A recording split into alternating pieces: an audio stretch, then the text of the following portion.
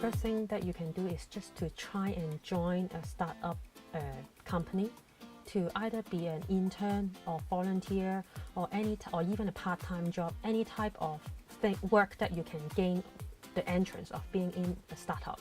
The reason why I said trying to go into a startup and work, because once you go into a startup and work, you will realize that there's a lot of things that you never realize, which is actually so difficult to do.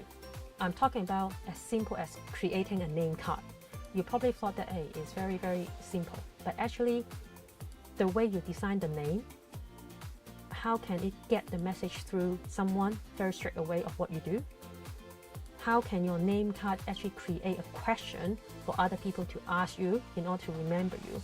All that is actually only when you get a chance to work in a startup, then you will get a chance to touch on and work with. That's the first thing. Second thing is, I think when you get a chance to work in any type of jobs, don't be scared of failure and try to always push out of your comfort zone and try to just give it a try of what you have been asked to do, or even initiate some of the new ideas. As I often said, young people always have a lot of creative ideas, and sometimes for us, if you change it to another point of view, for us who work in the industry for a long time, we probably do things just the same ways as everybody else for a long time.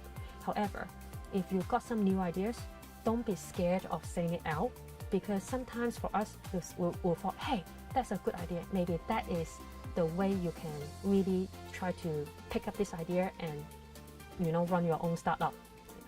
I'm not saying that like big organizations that they cannot have innovation, but in here you can have the flexibility and also the freedom and space, and you can also start up with like different new projects that is groundbreaking, and also that people will think that it's not possible, but you can still start up here with the support of your team.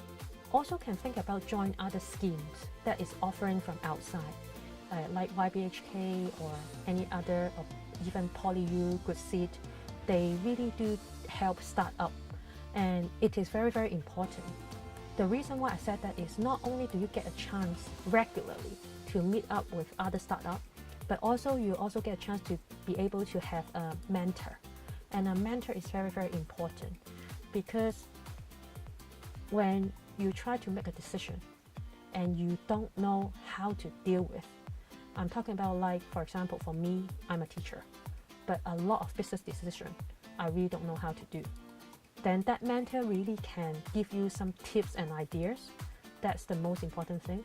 But also one more thing is the psychological support of having someone to walk with you throughout your journey is also very important too.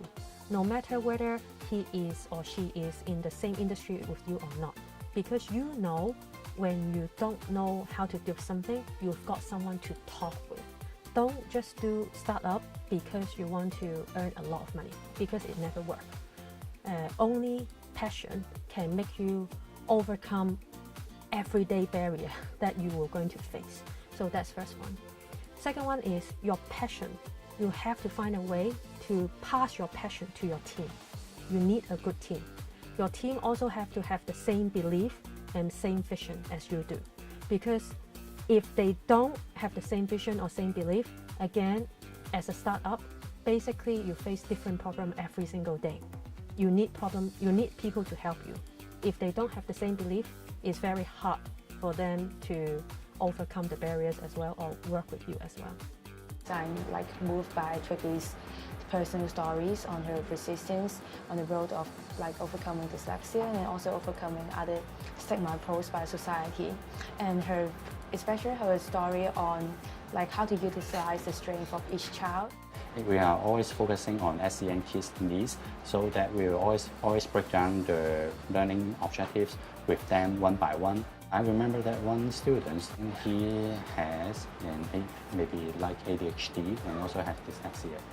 They will follow his homework books, and then always they will fold his pencils and scream and cry. Right now, I think he improved a lot because he tried to control his temper. He's improving his academic results in a new school right now, and also he enjoys his learning process in school. So I think it is a big encouragement for me. Not only the teachers is empowering the students, but also the students are empowering the teachers in learning together on their journey. And I would think that this unique relationship with students and also with the team is what drives me to be more firm in the belief and also in the way of making this alternative way of education possible in the Hong Kong society.